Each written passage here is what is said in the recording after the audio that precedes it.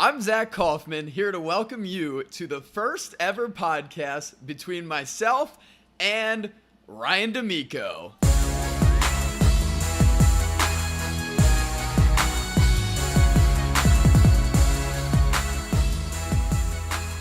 Welcome, and thanks for tuning into part 2 of our AFC breakdown. Initially, we recorded parts 1 and 2 together, but we decided to break into 2 parts because it ended up being so full of great NFL conversations. Part 2 dives straight into the final 2 AFC divisions as we discuss, will rookie Deshaun Watson start before Week 8? Is the AFC West the most competitive division in football?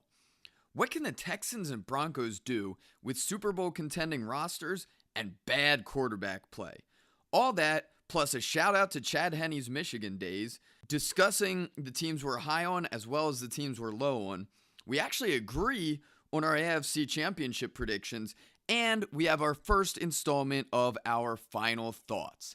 It should be a great time. Enjoy part 2 of our AFC breakdown.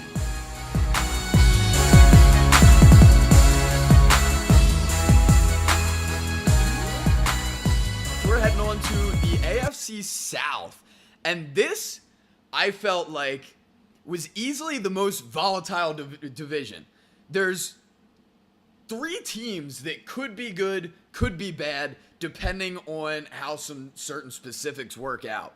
So I'm going to start with the Titans. So last year, Titans and Texans both finished with a 9-7 record. Colts were 8-8. And I feel like those 3 will be very close together. And then Jacksonville was 3-13. They're way behind. They'll be a little bit better, but not on the level of the others. But all of these teams have some form of major question mark.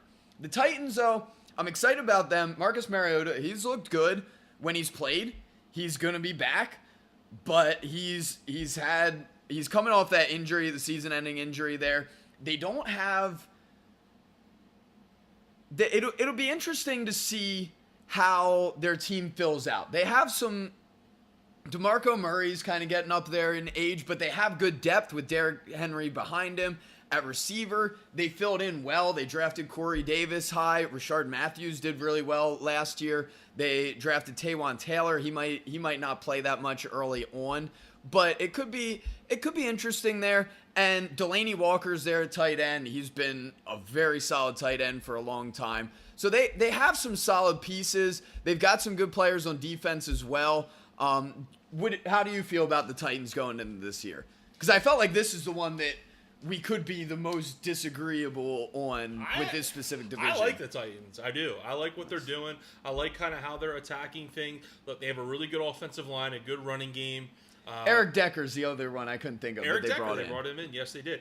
To go with Corey Davis and Matthews, like you talked about. So yeah, I mean they have skill position. They have some good guys. Delaney Walker, obviously at tight end, does good things. In the passing game. Mariota coming off the injury, not a problem. I think he'll be just fine. Really adds a really kind of dynamic value to their offense. So and then defensively.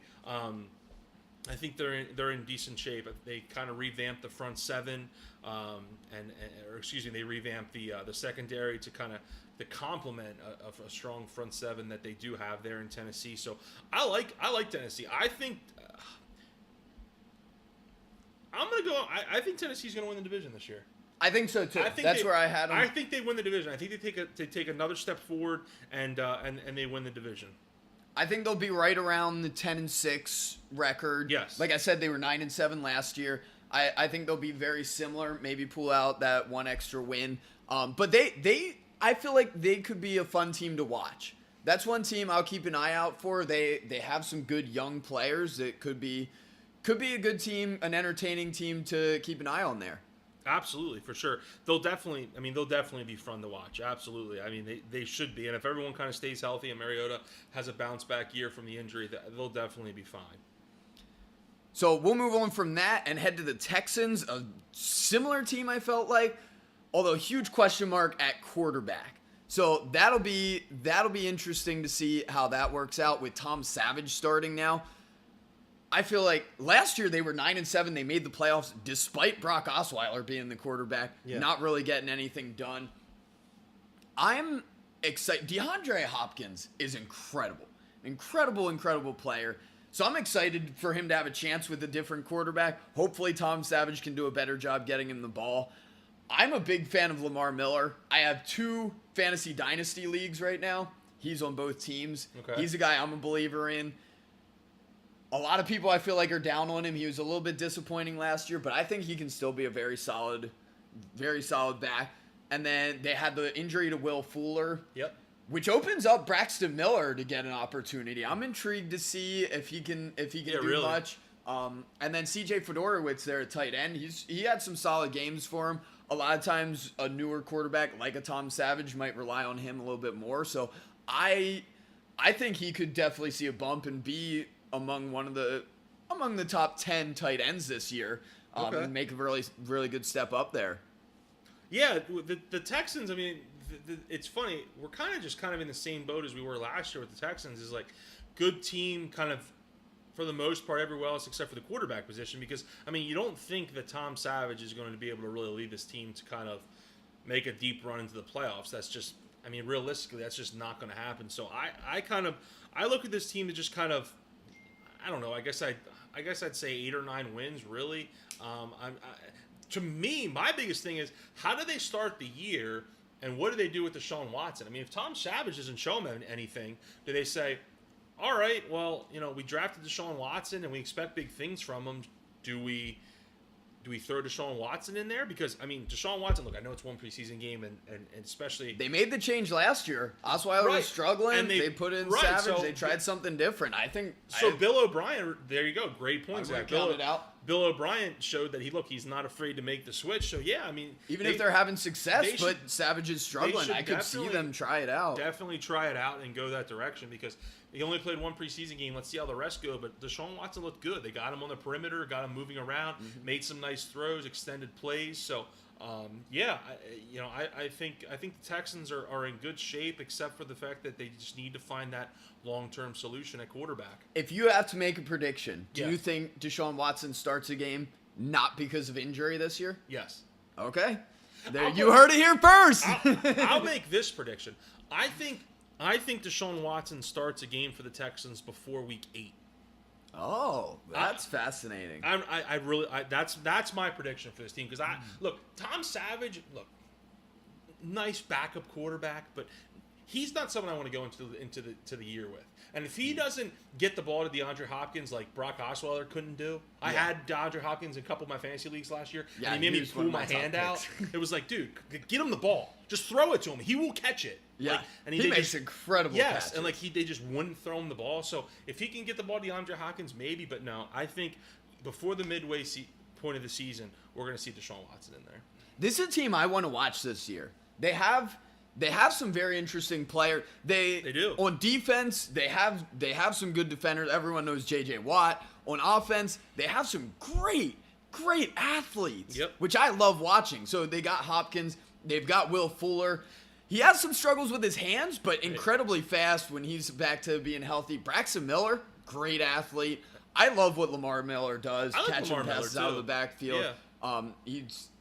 I think he can definitely have a better season than he did last year. I think this team. Last thing I'll say on the Texans, I think this team comes down to 2 things. 1, the quarterback play we talked about. 2, also coaching, because I think you make a good point with all the talent they have on offense at the skill position. It's like, okay, your quarterback's Tom Savage. You don't have Aaron Rodgers. Like, just get the ball into your playmakers' hands, one way or another. Be creative, screens, bubble screens, slants, just, jet sweeps, for God's sakes. I don't care what it is. Get the ball into these playmakers' hands. Depend on Lamar Miller again, who gave you a really good year 2 years ago. And if they do that, I think they'll be okay. So, and I expect their defense to carry him again. That's Probably. what got him to got him to 9-7 last year. Yep. I think they'll be 9-7 once again, mostly because of the quarterback play. Yeah. I think whether it's Savage, whether it's Watson, it's not going to be exceptional yet. Watson might end up being a very good quarterback. I doubt it will be as a rookie. Sure. That would really surprise me. But I think they can still get to 9-7 just based on their defense, just based on some of the skill players they have making plays, even if the quarterback play is suspect. Deshaun Watson kind of reminds me, this situation kind of reminds you of Prescott last year. Like, You have good playmakers around you. You have a decent running game that you don't have to, you don't feel like you have to do everything yourself.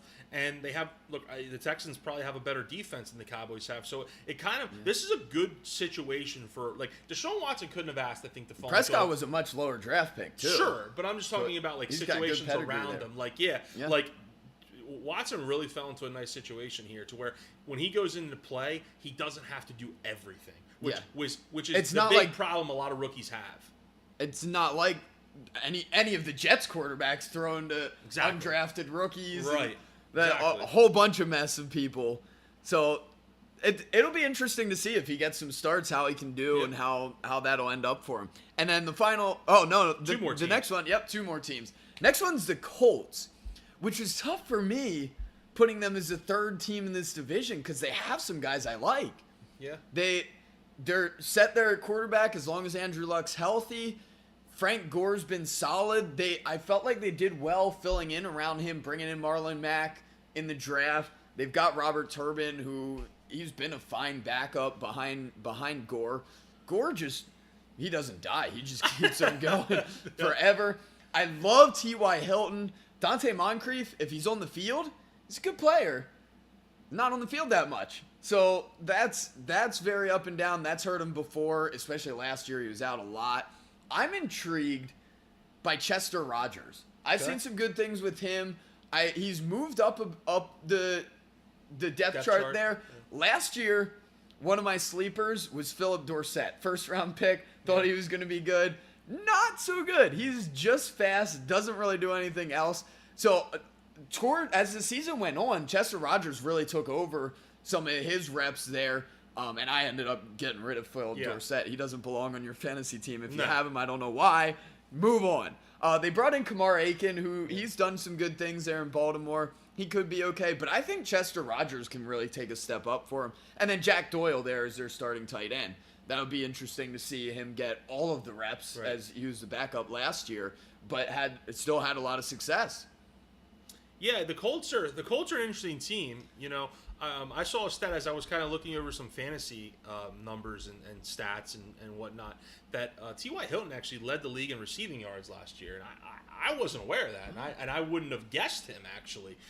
You think more in the lines of like Julio or Odell or someone like that. Yeah, Mike Evans. I wouldn't have thought of T.Y. Hilton, especially for the fact that Luck missed some games last year. So, so I mean, he obviously is a big playmaker there for them. And if Luck can stay healthy, I know he's battling the shoulder issues, but I mean, if he can stay healthy, they go as he goes. So if Luck can take the next step, so can this team. But I like what they did defensively with their draft picks with Malik Hooker from Ohio State, and they brought in cornerback Quincy Wilson. I also like you touched on a guy who I didn't think you'd bring up is Marlon Mack from University of Southern Florida that they drafted to kind of complement Frank Gore, which I think is beautiful because they're very different backs. Like Gore's that bruiser, Marlon Mack's that guy that can make you miss. So I think that's a really nice kind of. I love that combination. I love that combination there. So look. Indy, I think, and it's funny because I think Indy's one of the more interesting, compelling teams this year that you're not really sure what you're going to get. Like, they have all this potential. I agree. They have some potential that they can do some good things with. It's just, can they finally, put it together? So, I'm going to, their offensive line is still a question mark. I think Luck's led the league in sacks since he's been in the league, which is a big issue. I mean, you have a franchise contributes to some of his injuries. Exactly. You have a franchise quarterback. You got to keep him upright. I think this team goes. I think they're around 8-8, maybe 9 wins. I have them right there, 7-9, 8-8. It's like I can't pull the trigger and say they're going to win 10 games. I can't do that. I can't pull that trigger. From what I saw last year with too many inconsistencies, I can't just make that big of a jump into this year. I can't do it. Yeah, I've got them right there as well with 8-8 as the third team in the division. Okay, they're a team. If they went 12-4, I wouldn't be surprised. They need a couple, like you said, the offensive line. Right. If they have some guys step up there, that could be that push that easily moves them ahead. Because we talked about some of the question marks with the Titans and the Texans. Neither of them are that much far ahead of the Colts. Right. That they could definitely win that division if things go well. But if things don't, if they have injury issues with Dante Moncrief and teams are able to double in T.Y. Hilton, if they have some kind of issues where Frank Gore gets hurt or he's unproductive, they could really drop off and be more like a 6-10 team. So I've got them right around 8-8. So on to the last team in that division, we have Jacksonville Jaguars. So this is a team I just cannot get excited about their passing game. But you want to. I like do, like on paper, like you kind of want to. They have some high picks with Allen Robinson. He was a first rounder. Marquise Lee, he was a second rounder. They have Allen Hurns has had success. Yep. Blake Bortles just he just what a disappointment. The number with Bortles is 51. 51 interceptions in the last 3 years. Sorry, Allen Robinson was a second round pick, not a first. But 51 interceptions over the last 3 years is like that's almost hard to believe. Like that's what's that, like 17 a year, 16 And he had a year? 6 fumbles lost last year. Yeah, like that's awful. He's just so many turnovers. That's about a turnover and a half per game. Yes. He's just giving the ball away. I'm excited to see what Leonard Fournette brings. Sure. He was a high draft pick. I saw that as a little bit similar to the Cowboys bringing in Ezekiel Elliott, where they already had some solid running backs, but he was kind of an overindulgence that they were able to go for early in the draft, and he should be solid. I don't think he's going to have the same impact. I don't think they have close to the same offensive line as the Dallas Cowboys, but he's a guy that I think he can contribute right from the beginning and be a very, very solid player for a long time to come. That's a very nice piece to build around. I really think this is a team, if they had a different backup quarterback, I would ask you the same thing if you thought someone would replace him. But they've got 32-year-old Chad Henne as the backup. Blue. He's from Michigan. I remember when he played at Michigan. He's had his chances. He's had starting opportunities. Right out of high school, yeah. He had 1 year that he threw for 3 touchdowns and 1 interception. Every other year, he's never thrown more touchdowns than interception. Yeah. He's not a guy that I see them replacing. No. If he replaces Blake Bortles, everything has gone wrong. Right. Or Bortles is hurt. Right. There was 2014, he threw 3 touchdowns and 1 interception. Before that, 13 touchdowns, 14 interceptions, 11-11, 4-4, 15-19, 12-14. Just nothing to get excited about. Yeah. Not anything that he can replace him. They do have Brandon Allen as another quarterback there. He's a guy I don't know a whole lot about. He's from Arkansas. He's a quarterback at Arkansas. Did some nice things at Arkansas. 6th round pick. He's a big guy, if I remember correctly. What's his stature? So he is 6'1", 214 pounds. I thought he was bigger than that. Okay, I thought he was bigger than that. He looked at Arkansas, he was bigger than that. But yeah, I remember him in Arkansas. He did some nice things, throws the ball pretty well. But yeah, I mean, they go as Bortles goes. They go as Bortles goes. Yeah. I mean, if Bortles has a good year, gets back to what he did 2 years ago, can get back to that Bortles, not what he did last year. Because this is a team last year that everyone was waiting to take the next step. This was such a popular pick last year as someone that maybe if they catch fire they can sneak into the playoffs. This was that trendy pick. You know what I mean? Yeah. But this year they're back to just kind of the same old Jaguars where I like what they did in some aspects. Like you said, they bring in Leonard Fournette. I mean, they brought in Barry Church and A.J. Boye to kind of, maybe, improve the secondary a little bit. But and they brought in Calais Campbell, who I've always been a big fan of. But yeah, the Jaguars, look, I can't get excited about them because it's just too many what-ifs, and they've let you down so many times. It's true. I'm excited about Fournette. That's it. One thing, if you're looking at your fantasy team, I feel like as I was going through the quarterbacks there, Blake Bortles, I would be amazed if he gets benched. I think he's going to be a starter throughout the year. He's going to get some garbage time stats, but not good for the team.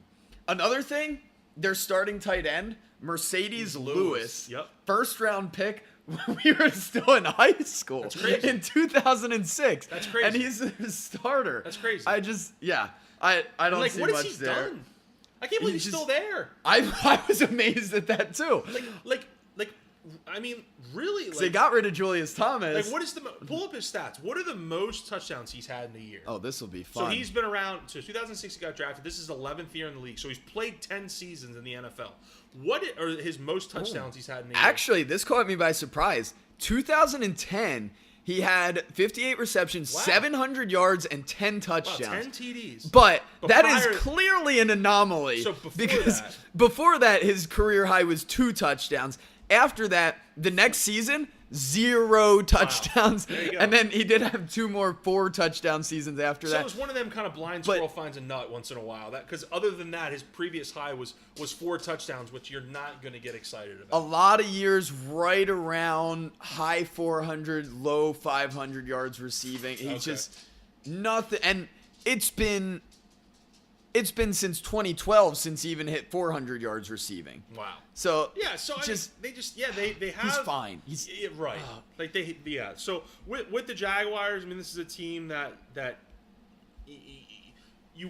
It's funny, like I said when we first started talking about him, you want to get excited about because they have some guys that you know Blake Bortles, Allen Robinson, Allen Hurns. Now, do you think Allen Robinson bounces back? Because I drafted him actually in one of my fantasy leagues this year. That's an incredible drop off. Oh, yeah, incredible. But he's so talented. He is. He went from 80 receptions, 1,400 yards, 14 touchdowns. He dropped down only 7 receptions to 73 receptions instead of 80. But his yards, 1,400 to 883. Right. That's huge. And his touchdowns less than half. He had 6 instead of 14. But you put that on Blake Bortles because Blake Bortles. I mean, and that's the thing with you have to look at with football nowadays. I mean, it's such a quarterback-driven league that you can have these fantastic wide receivers, but I mean, if you don't have anyone that can get them the ball, i.e. DeAndre Hopkins, who we just talked about. Do you think he hits 1,000 yards? I mean, I think he'll get to 1,000 yards because I'll put it this way: I think they're going to play from behind a lot, so they're going to have to throw the ball a lot. So I think he'll get to 1,000 yards. But I mean, he's like DeAndre Hopkins, to where if you don't have a quarterback that can get you the ball, you're going to disappear for a year, just like he kind of did last year. Bortles takes a step back last year.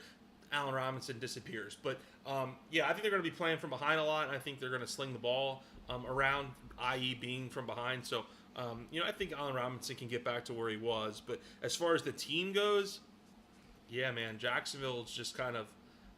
I think they're just kind of back to being the 6-win team, 5-6-win team. That's where I view them. Yeah, they won 3 games last year. I don't see it improving a lot. I could see 4-12, maybe 5-11. If I got to pick one, I'm going 4-12. Okay. I think it's more on the low side than Gotcha. calling 5 wins the high side. Right. Not a real big compliment there. Right. But we're gonna move on from there.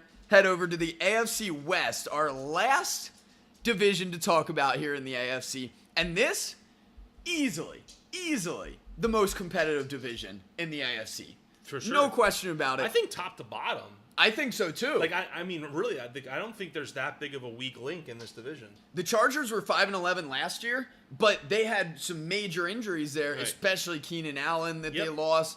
So I think they can definitely put pressure on some of these other teams. And something that was fascinating to me, I looked up strength of schedule.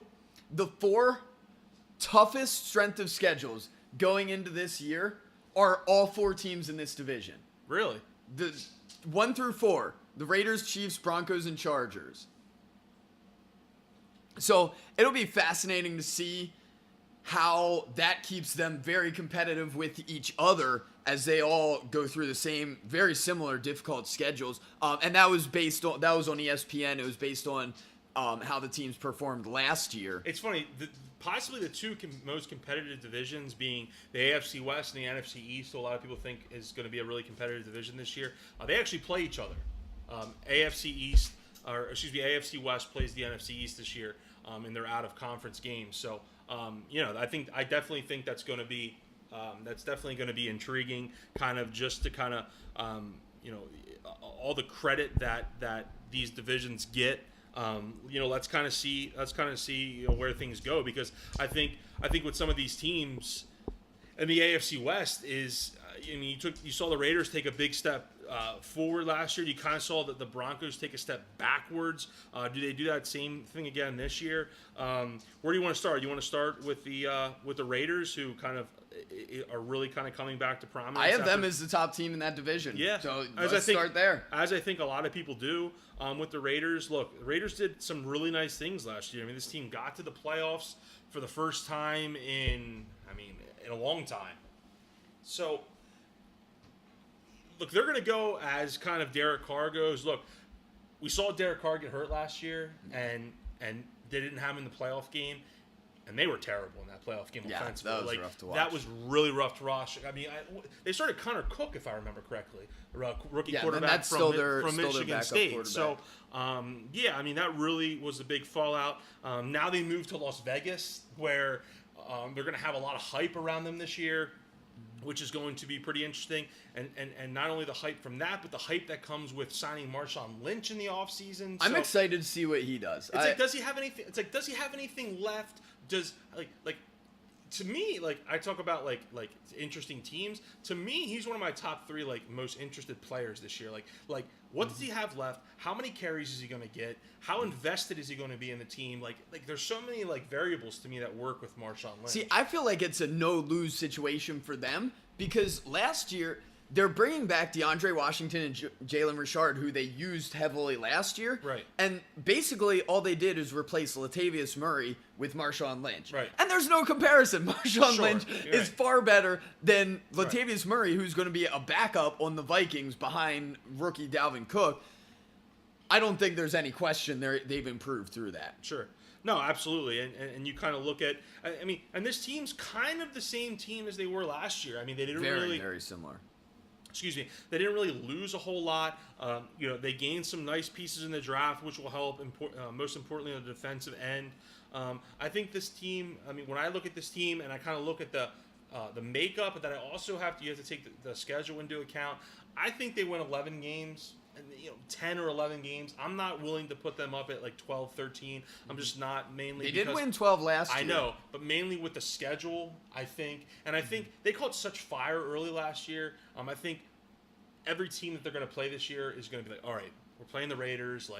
We have to take this seriously. I mean, they're not the doormat that they used to be. So, I think we're on the same page here with the Raiders being the top pick in this division. Yeah, I've got them right there, 11-5, 10-6. I think they'll be at the top of the division. I'm leaning more towards the 10-6 side. I think they'll be slightly ahead of some of those other teams, mainly based on the depth of this division. Like we were saying, that it's going to be hard for them to win 11, 12, 13 games when they're playing in such a tight division there.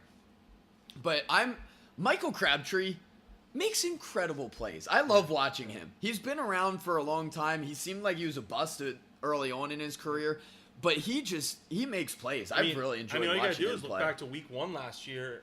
They go to New Orleans to open the season. They scored late to potentially tie the game with the extra point. Jack Del Rio rolls the dice on week 1 and says, let's go for 2. Carr throws a fade route to Michael Crabtree, who makes a great catch with the defender all over him. They go for 2, which they get, and they win the game, and really snowball the season. So your guy, Michael Crabtree, makes a huge catch that really kind of springboard them into the season that they had. And they loved him in the red zone. He got a lot of action there around the goal line. And this is a team I will 100% be looking for games to watch from them. And like we said, within the division, there's going to be some good games there to watch. Exactly. So it'll be interesting to see how Derek Carr comes back from his injury. We talked about Marshawn Lynch. That would be fun. Something I want to see how he looks coming back from retirement. Amari Cooper's a fantastic player. He'll be great to watch. Michael Crabtree will be great to watch. Those will be the big ones I'll be looking out for. I'm not too excited about Jared Cook, but they don't really use the tight end that much anyway. Right. So they'll be a team 100% I'm tuning in for. I think they will be the top team in that division. So I have the Chiefs as the number 2 team. So they went 12-4 last year. They got better at running back, bringing in Kareem Hunt. I think he'll contribute early on. He's not going to be any kind of superstar from the start, but his college tape looked good. I think he'll contribute. I heard good things from him. Andy Reid was talking highly of him already. So that'll be interesting to see. Receiver is where I love Tyreek Hill's athleticism. Right. Fantastic player. It's similar to what we were talking about with Jordan Matthews last year, that they tried to have him be the number one receiver, and he wasn't really set to be the number one receiver. And I feel similar with Tyreek Hill. He's in that situation to be their number one guy, and he's an incredible, incredible athlete. But it's going to be tougher being matched up against teams' top corners. I don't think Chris Conley takes a lot of pressure off him. I was going to say, I can't even really think of who their other receivers are, man. Yeah, Conley was a previous third-round pick. Right, I know Georgia. that because I added him to the end of my bench in one of my dynasty leagues. So, yeah, they got rid of Macklin. So, rosters. Tyreek Hill, Conley. Obviously, Travis Kelce's a guy they like to throw to. Love Kelce. At the tight end position. But their number 3, as of right now, is supposed to be Albert Wilson. Okay, Don't know a whole lot about him. So, this is another offense that you wonder about and think to yourself, okay, in one of the more kind of perplexing draft picks in recent memory to me, they went up and traded up to the top to into the top 10 and take Patrick Mahomes out of Texas Tech, who is an air raid quarterback who never had to do any sort of huddling or any sort of preparation for the NFL.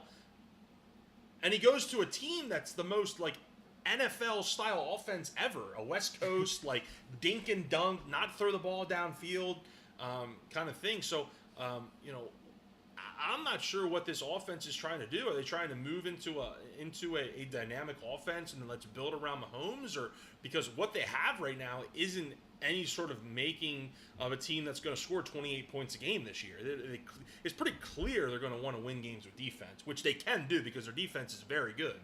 That's another I didn't bring up. Eric Berry. So good. Yeah. So much fun to watch. He's just great story too. 100%. What he had cancer. He beats cancer. He comes back.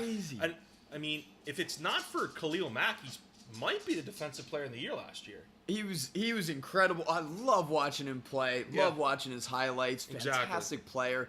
From everything I've read and heard, fantastic person as well. Yeah. Yep.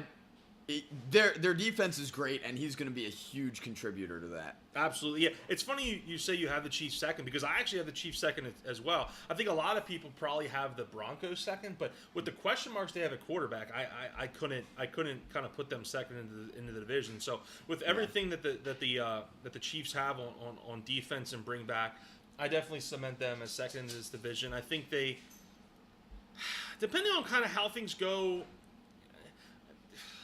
I'll go 10 wins. I'm going to give the Chiefs 10 wins. Maybe 9, depending on how things go. But I just like their defense that much. And Arrowhead Stadium's such a tough place to go in and win. So I'll go 9 or 10 wins for the Chiefs. I have them right in that region too. I'm going to go 10-6. I think they can accomplish that. But it's the big thing for me, Alex Smith just isn't a dynamic quarterback. Not at all. So I feel like he holds them back a little bit from, although they did win 12 games last year. That's the thing. But he just doesn't inspire me at all. I'm intrigued to see what ends up happening in the next 2 to 3 years with Pat Mahomes and what they end up doing with him if they bring in some other kind of number one receiver to pair with Tyreek Hill and become a more dynamic team offensively as Kareem Hunt becomes more involved. Spencer Ware's a guy we didn't even mention yet. Right. But I really like what he brings. Very reliable running back. And he should be the starter throughout the season here. So very good pieces throughout that Chiefs team. I just have that it's another team. I have a question mark at the quarterback position. He's solid. He's reliable, but I feel like that's why they brought in a rookie quarterback. He's just he's right at his ceiling. Exactly. Right at his ceiling. 12-4, make the playoffs. Don't advance to the AFC Championship game, the Super Bowl, anything like that. And then you get to a team that has the worst quarterback play in the division. When you look at Derek Carr for Oakland, you look at Phillip Rivers for San Diego, and you look at Alex Smith, who we just talked about for Kansas City, and you look at Denver, who look, everyone talks about their defense. You know they have a great defense. I mean, they have the best secondary in football. You have Von Miller there. You have Derek Wolfe. You have a solid linebacking core. But this, with all of that, they only go 9-7 last year because their quarterback situation is a mess. And now you have Paxton, very similar to the Houston Texans. Right. Great comparison. You have Paxton Lynch there, who's battling it out with Trevor Siemian. Now, to me, I don't like either one of them. If I'm a Denver fan right now, I'm pissed. I'm like, great. We have a defense that's ready to win another Super Bowl for us, and we have two fantastic wide receivers, a okay running game with a trio of running backs there, and C.J. Anderson, Devontae Booker, and then you bring in Jamal Charles. But we don't have a quarterback, which is the most important position in sports. I don't think Paxton Lynch or Trevor Siemian is ready to take a step forward and make this team a 11-5, 12-4 football team. I really don't. I think this team's going to struggle this year. I mean, they have playmakers on offense, but again, they couldn't get on the ball last year. What makes you think they're going to get on the ball this year? Again, with the difficult schedule we talked about, playing. And they actually have the hardest schedule, the number one most difficult schedule. I believe it too. With playing divisional teams, playing the NFC East, that's a tough schedule. So I think Denver is really underachieves this year. I actually think I went to Denver just because that's just kind of how it fell. But I actually think I'm going to go on a limb here. I think Denver's going to finish last in this division. Interesting. I do not have that. I think they're going to go on. I'm going to go on a limb and say they finish last. I actually am high on the Chargers this year. We're going to talk about it in a second. But I think Denver finishes last. Just a hunch. I'll be interested to hear your thoughts on the Chargers there as they come up. But I have Denver at about 8-8. Yeah. That they'll finish. They won 9 games last year. Yeah. So you think they take a step back? Just very slightly. I fully agree with what you were saying. Their whole team is built to win now. Exactly. Emmanuel Sanders is 30. Demarius Thomas is turning 30 during the season. They've got a lot of those teams. Jamal Charles is not going to be around for long if he even produces here. They're not that young, but they're very good throughout their team. They're and so then the good. quarterback is where It's neither of those guys inspire anything. It's a joke. It's just that's what holds them back, 100%. It's pretty disgusting that they're totally comfortable going into the season with those two as a quarterback. I do not get that. I don't get why you don't go out and get just kind of a bridge guy that has some sort of resume that can be that gap to where you have your quarterback of the future that you can go to later on. But I felt like this year specifically there wasn't really that bridge guy out there. Then if your team is truly ready to build now, then as a GM, where I'm looking at John Elway now because he's the GM, then I think you have to go out and try to make a trade for something like that. Throw a first-round pick out there. I mean, is there anybody specific you'd look for? I mean, yeah, because team. I mean, they probably wouldn't do it because it's in their division. But if you make the price good enough, how can they turn it down? A team in Kansas City who they just drafted their future in Mahomes. You have a guy in Alex Smith who I think if Alex Smith came in and plugged into Denver would be fantastic. Would be fantastic. A guy that it doesn't turn the ball over. He's a game manager. He can take shots down the field when necessary. I think he'd fit in really nice there. Get a guy like that. Say, we'll give you a first-round pick and we'll give you a third-round pick next year. Give us that guy, whoever the case may be. And I think they did themselves a really big disservice, and I think this year you're going to see that. That's fascinating to me, thinking about that kind of trade offer. That's a lot. That's very similar to what the Eagles did last year, sending Sam Bradford to the Vikings. Right, exactly. And the Vikings tried to do that. Granted, it didn't work out. It started out great. They started out 6-0. The last unbeaten team in football. But, I mean, at what point do you have to say to yourself, okay, what do I value more? Do I value a first-round pick and a third-round pick, or do I value another championship? And that's what you need to ask yourself. Do I want to win now, or do I care about my first-round pick next year and a third 2 years from now? Because they're in that position where solely that would be huge if they could make some kind of move. And they have great home field advantage. They have everything working in their favor except for the most important position in sports. All right, on to the last team, the San Diego Chargers. I'll let you start since you're very much high on them. I love the Chargers, man. I do. I really like, and it's kind of unfortunate because they've kind of suffered some injuries here in the early part of camp that kind of suck. Most importantly, on the offensive line, one of their linemen, I'm blanking on his name right now. He actually got hurt and is going to be out for the season, which obviously hurts. But I mean, what Phillip Rivers has done over the course of his career, it's a shame he doesn't have a championship or has gotten to a championship. Because look, he puts up numbers. He slings it. He's a gunslinger. Reminds you of Brett Favre. They both kind of have that accent, that Western Southern accent to them, and they both just go back there and sling the ball around. Melvin Gordon, who I had last year in fantasy, one of my years, was a really pleasant surprise. I think he'll take another step forward this year. He got something like 87% of the carries last year.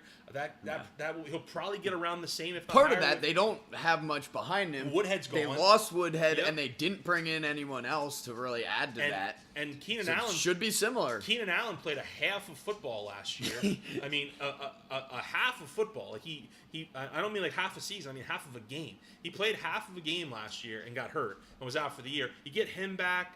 What they have around him with Calvin. I think Tyrell Williams is still solid. Calvin Benjamin, their quarterback or their tight end. Travis Benjamin. Travis Benjamin, thank you. Dontrell Inman had some good games last year. And then they have Hunter Henry at tight end, who I really like too. And that's not even mentioning their first round pick, Mike Williams. Although he might not even play this year. He's already struggling with some injuries. Exactly. So I'm excited about Hunter Henry. I know you mentioned him very briefly.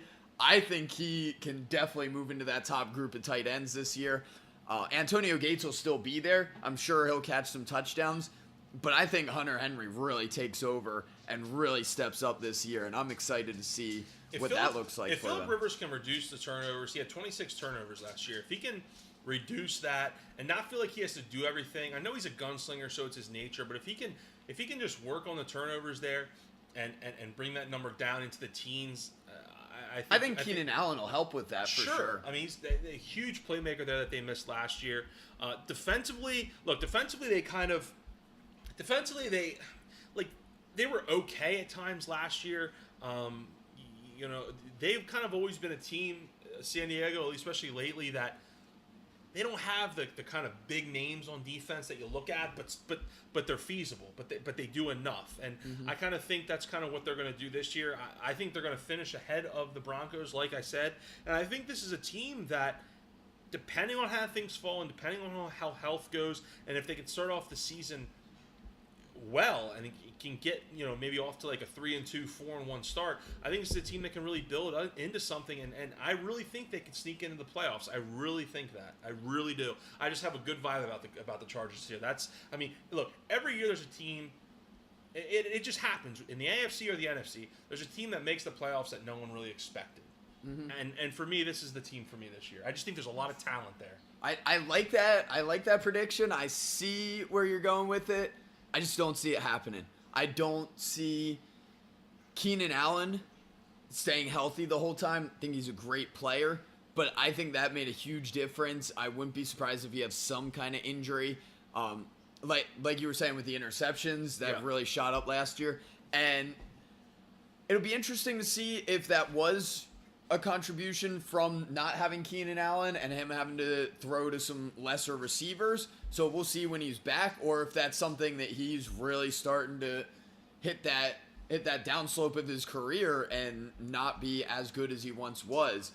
I do not have this as a playoff team. Okay. I think they're right around that 7-9 range. That they'll make it close. I feel like that happens all the time within this division. Yeah. That you get to the last 2-3 weeks, even the last week, there have been times like that in recent years that they're still very close, and a lot of times then those end up being the divisional games that we might have a Chargers-Chiefs game for the playoffs to see which one of them makes it, which one of them does not. Right.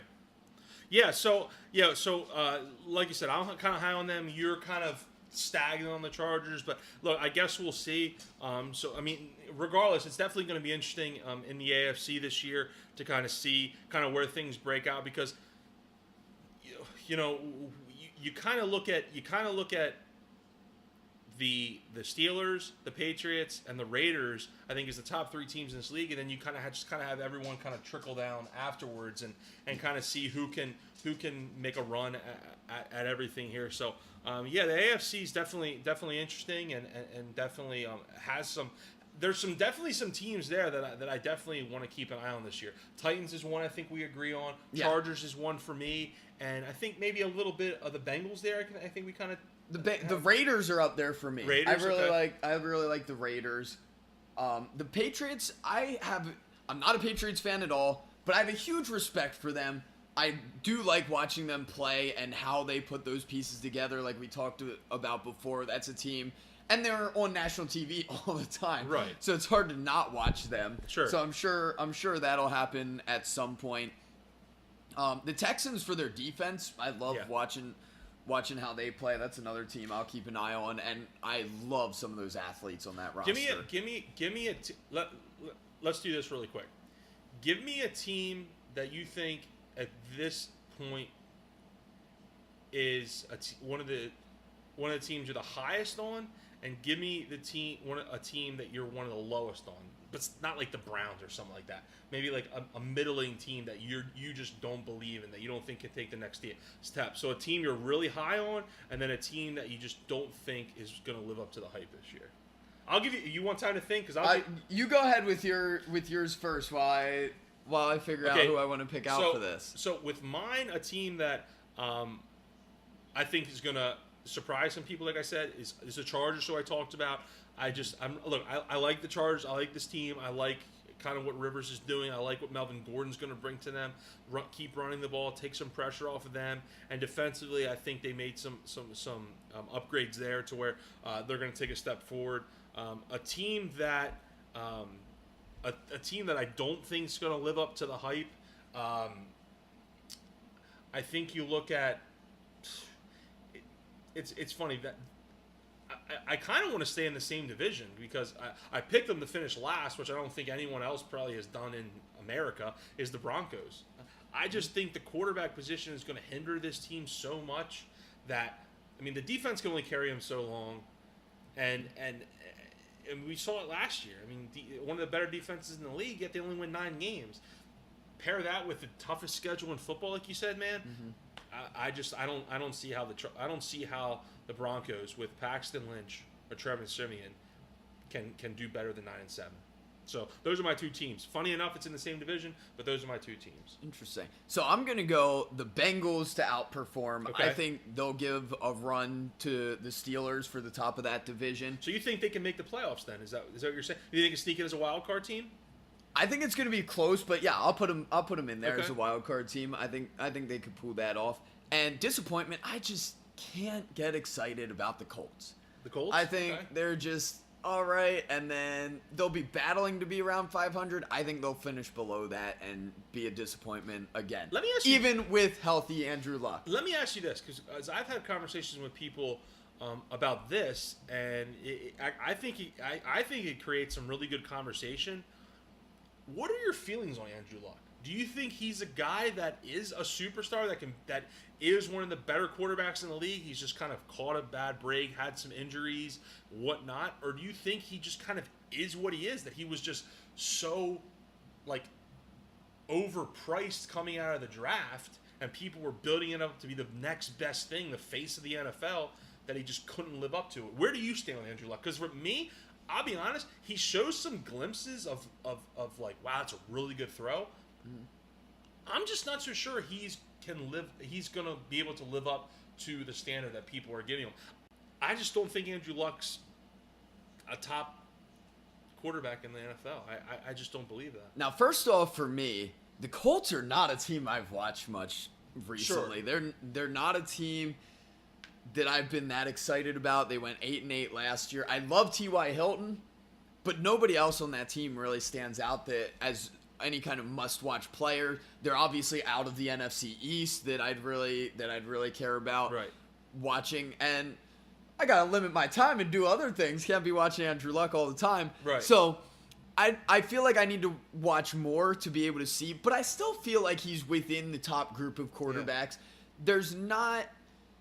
Sounds like you're saying they need to build around him more, which I would agree with. Yeah, they definitely have some holes around him, and it's just like I was talking about with the Texans, a team that excites me. They have a lot of good athletes, a lot of fun players to watch. I don't really see that as much with the Colts beyond T.Y. Hilton. Sure, fantastic player to watch, but I feel like they could add some other pieces around him, and it's something that there's no better replacement right now. They're fine with him. Right. That's how a lot of things go with quarterbacks. Yeah. That was one of my things with Tony Romo and the Cowboys. A lot of people talked about how he threw interceptions or he was hurt too much, but he was still a top 12, top 10 quarterback for years and years and years. And I was happy with that. I didn't feel like there was a need to replace him. Yeah. So I feel like the Colts should be perfectly fine, perfectly confident with Andrew Luck as their quarterback, unless he takes some kind of nosedive and just becomes terrible, or he keeps having the same injury over and over and over and over again, which he hasn't hit either of those points as of this stage. Fair enough. Last thing before we get into our final segment here, Zach. So we broke down the AFC. Give me your AFC Championship game right now, and who you think wins it. I'll give you mine, so I'll let you kind of peruse over that real quickly. So obviously, you'd be doing yourself a disservice if you don't put the Patriots in there. You have to throw them in there as number one. And I'm going to go out and say that the Raiders take a step forward and actually get to the championship game. They ride Marshawn, they ride Derek Carr, they ride the defense that just keeps improving year after year. And I'm going to go with the Raiders because I think that would be a really fun conference championship game. If you pitted the Raiders versus the Patriots, the Raiders' first year in Las Vegas, they got to go across the country to Foxborough. Marshawn Lynch revenge game too. Right. It's like he's probably going to go up to Jack Del Rio every time and be like, "Give me the ball." Mm-hmm. Pete Carroll didn't give me the ball on the 1 yard line. Right. Give me the ball. No, he's got a different opportunity. Where we stand right now, I feel more comfortable putting those two teams against each other than anyone else. So I'm going to go Pats Raiders in the AFC Championship game with. I gotta have the Patriots coming out on top. There's one thing I've learned over the last decade. It's I'm not picking against the Patriots. If I'm wrong, I'm wrong. But I'm not going to look stupid and pick against them. I'm not doing that. Yeah, they always find a way to win. Incredible coaching, incredible playing. I too easily choose the Patriots to make that. There's not another team on their level right now. And then my favorite pick to be in that AFC Championship game with them was also the Raiders. I was thinking the same thing. I like those pieces. Nice. I think there's room to grow, to improve. I think it'll be interesting to see with the Raiders if they can find a reliable third receiving option, whether it's Jared Cook steps up, whether it's Seth Roberts or someone else a little bit deeper, Cordero Patterson. Well, you see what Jared Cook did with a reliable quarterback last year with Aaron Rodgers. He was with Green Bay last year. He made some plays in the playoffs. I mean, against Dallas, he made that great play that ultimately won them the game after the field goal. But he's never been consistent. But I think now that he has, he's been. But he hasn't really had consistent. That was my point. He hasn't really had consistent quarterback play around him in the beginning of the year. I don't feel like. Now, last year he was with Green Bay, obviously great quarterback, and now he's with Oakland, great quarterback. So I think he's going to be a pretty big piece to this offense this year. I still have my doubts. Where was Jared Cook in the beginning of the season? I know he was with St. Louis. Before that, he was with Tennessee. I mean, who has been St. Louis's quarterback? Recently. No one that you're going to get excited about. Who? Kellen Clemens throwing the football, for goodness sake? Come on. Like he really hasn't had much as way of quarterbacks thrown in the football. So that's just my point. Because I know he was with Tennessee, and I know he was with the Rams before that.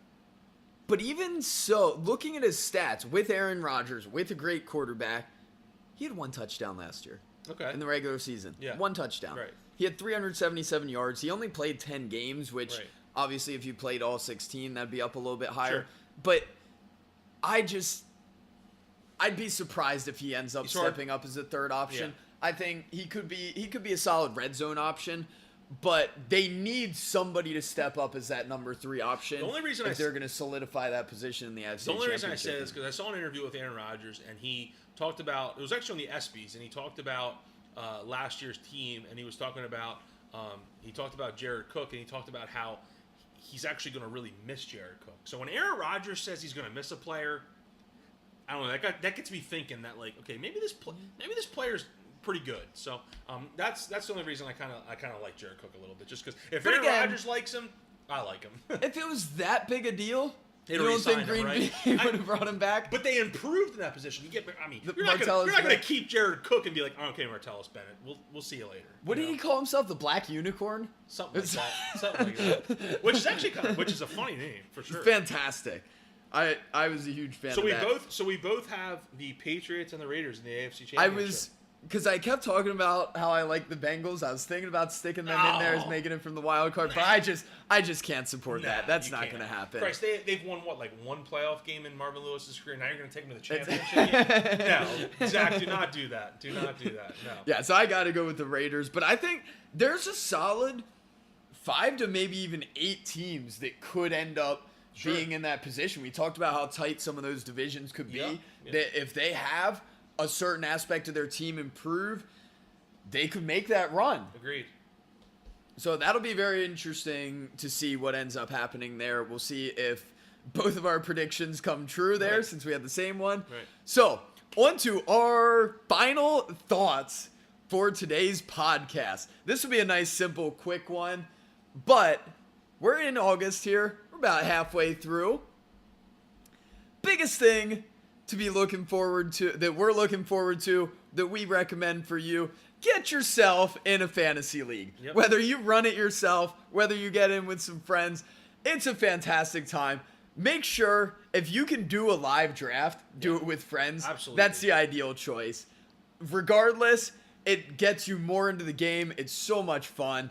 It's entertaining. Great way to smack talk your friends, to test your knowledge on when it comes to your knowledge of football, predicting what's going to happen, things like that. Highly recommend it. I'm sure that'll come up as we go through. We're both big fantasy football players, so we'll be talking about our teams, things we're looking in, moves we make as we go. So very high recommendation. Absolutely. If you're not involved, get involved. If you are involved, get excited. I'm sure that's like you said. I'm sure that's definitely one thing as we continue to do our podcast through the regular season. That's definitely something week in and week out that we'll talk about. Whether it's a player that saved the day for our team, whether it's a player that burned us, that blew up for 50 points that we happened to play in against that week. So or Jordan Matthews that fail us. Right. Like I remember a few years ago.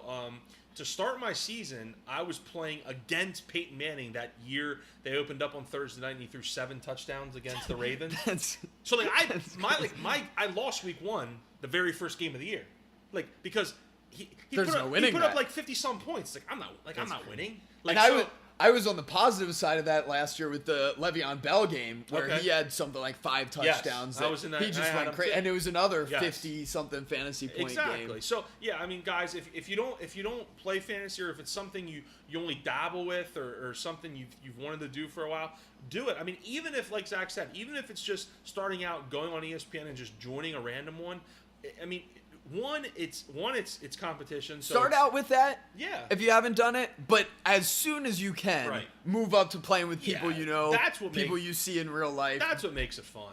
I mean, sure. And the thing I like about it too is, I mean, it improves your knowledge too of players, of teams, of just everything that kind of goes with football, and it gives you something else to kind of watch and pay attention to on Sundays, just not your favorite team. So guys, if you're not doing fantasy or you want to get into fantasy, or if you need fantasy advice, I mean, I'll be honest, reach out to Zack or I. You can follow me on Twitter at Dia18. That's DIA18. Give me a follow. Zach's on Twitter as well. I'm on everything. ZK Comet 2. There you follow me. Hit me up. Ask me questions. Yeah, give us a follow. This is going to be kind of a weekly thing that we're starting here. I think we got off to a fantastic start tonight. Some really good conversations, some really good knowledge, some good predictions, and we'd love to hear your feedback. If you like it, if you hate it, if you disagree, if you That's the agree, thing. let us know. We'd love to hear it. One thing I've kind of been more acceptive of it as I've gotten older is like criticism. Is like if you didn't like perfect example, like say you go on Twitter in a week or so and you follow me and you listen to the podcast and you say, hey man, like I listened to the podcast, I really didn't like it. That's fine. Tell me why. That way maybe we could, tweak some things and try to make it better, because that's what we're trying to do. We're trying to get this out to as many people as we can and try to touch as many people as we can and just get our knowledge out there and try to, make this kind of, as big as kind of we can get it. So, yeah, if you like it, if you hate it, let us know. 100%. If you have any suggestions, we're always sure. open to it. For This sure. is a giant experiment for us getting started out here, but we're excited. Absolutely. We're going to keep on coming back, bringing more information, talking about, like we said, the NFC's coming up, college football, the NFL season. We'll give a preview of that and then get into it from there. So look out for our podcast next week. Like Zach said, we'll be breaking down the NFC, which is more kind of our conference. Obviously, both our favorite teams play in the NFC, most importantly the NFC East. So we'll break that down, and then going forward, we'll have a college football show for you guys that are really into college football. So keep a lookout for them.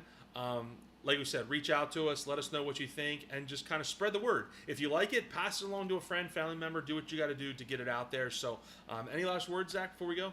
That's all I got. So all of you, enjoy your week. Go watch some football. Go play some football. Exactly. Do something. In the words of Zach, It's football season. Get out and get active. Let's do it. My man, follow him. He says he's on every media. Follow him on Snapchat. One of the funnier Snapchat guys you'll follow with the, he does like, what's he do? Parking lot sprints. He'll stay at like a hotel for his for work or something like that. Oh, that's for the basketball camp. For basketball camp, and he'll just run up the stairs. Like he won't take the elevator. He'll just do sprints up the stairs. He's ridiculous. So try and keep it entertaining. Absolutely, guys. So yeah, thanks for listening, and we'll see you again next week with our second podcast. Thank you, guys.